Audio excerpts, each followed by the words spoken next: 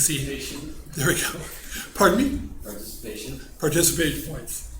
I just want this to be recorded for all time. Avery has asked me 12 times if he gets extra points for scrolling this thing. So I don't know. Send me emails. Tell me what you think. I should have done. I failed him. Okay.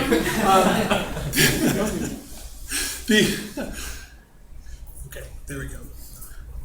The recall election is the third kind of direct democracy. Direct democracy, and this is the way a recall elections, where a recall works. That we have it in our ability in California to go ahead and just remove somebody from office if we don't like them anymore. It's called recalling them. We can recall them. We can go ahead and say, you know what? We voted for you. Thought you were okay, but you suck. You're gone. And this actually happened not too long ago. You guys probably don't remember, but one of the former governor of the state of California was a guy named Gray Davis. And Gray Davis was elected, and he actually it was his second term, and he'd been serving for a short time, and then he made a proposal that pissed off Californians. He wanted to increase taxes on getting your car registered. Remember, didn't he also pass some kind of bill that allowed illegal immigrants to get driver's licenses, some form of state identification?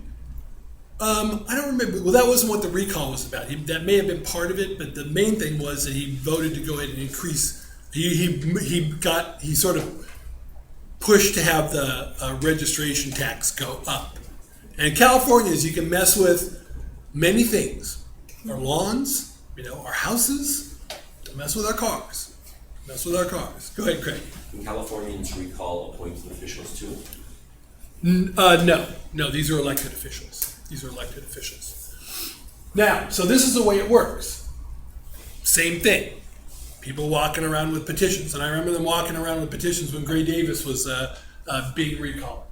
If you're trying to go ahead and you're trying to get a governor recalled, what happens is you have to get 12% of the number of voters that voted in the last election for that office. So you've got to go ahead and get that many signatures. You've got to go ahead and collect it. And so you go around and you get enough signatures to just say, I want to remove the governor from office, and try and get the signatures that you need. If it's another state office holder, so somebody below governor, then in that case, you need 20% of the votes in the last election. It's actually a higher threshold for a lower office, but in the state of California, well, why do you think it's a higher threshold? Because that's kind of counterintuitive. You would think that it would be higher for a more important official.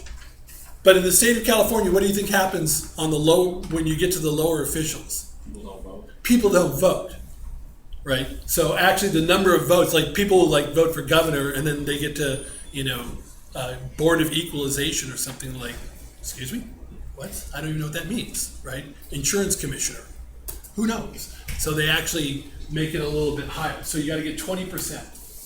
And here's the thing about when you recall somebody or try and recall somebody, it says the grounds are not reviewable. What that means is that you can recall someone for stupid reasons. There's nobody who gets to oversee that. So if you say, yeah, Gray Davis, you know what? I want to recall him because I finally realized his first name is a color, gray. I want a governor with gray in his first name. That's it. Forget it. I don't want that. I want a more colorful governor. And he actually was kind of gray himself, if you guys know anything about it. But you can do it. Because there's no court, there's no anybody who gets to review why you want to recall the governor. So you can recall a governor or any office holder for any reason whatsoever. No one can decide that it's not a good idea. And here's how the process works.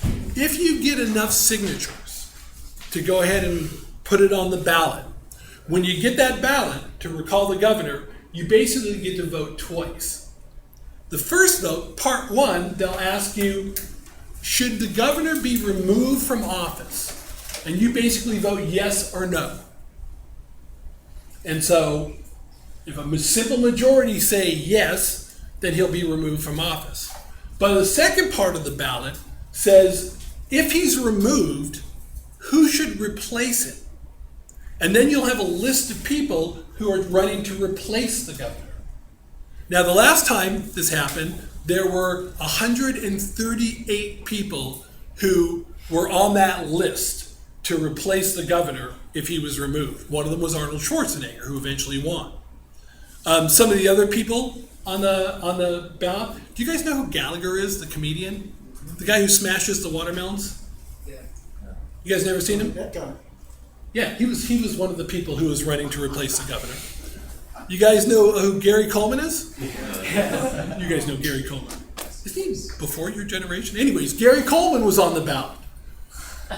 In fact, he came in 8th place, which tells you something about California.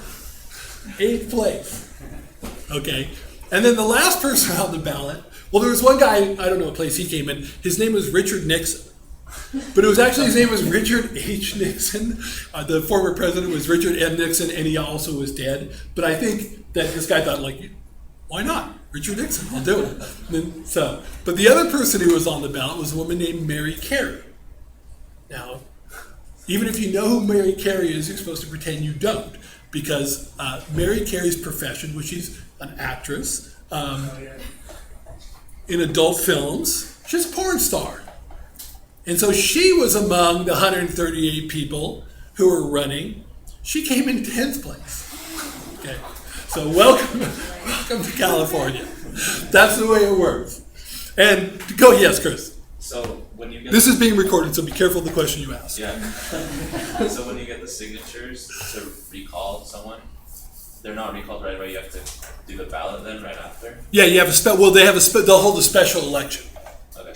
So in the case of Governor Davis, one of the things that people are upset about is he had just recently been elected, and running an election in California is very expensive, right? So people are like, why not just? Oh no, I'm sorry. There was an election that was coming up relatively soon, so people were saying, like, why are we going to have a special election and then go ahead and in a year have another election? Let's just wait for a year and then we'll vote the guy out of office. But these people really wanted him gone, so yeah, you hold a special election in a certain amount of time once there's enough signatures. Yeah. So, and the replacement only requires a plurality. So you don't have to get a majority of votes on the second part of the ballot to become governor. Whoever gets the most votes wins. Now these are all cases of direct democracy where citizens are doing something on their own.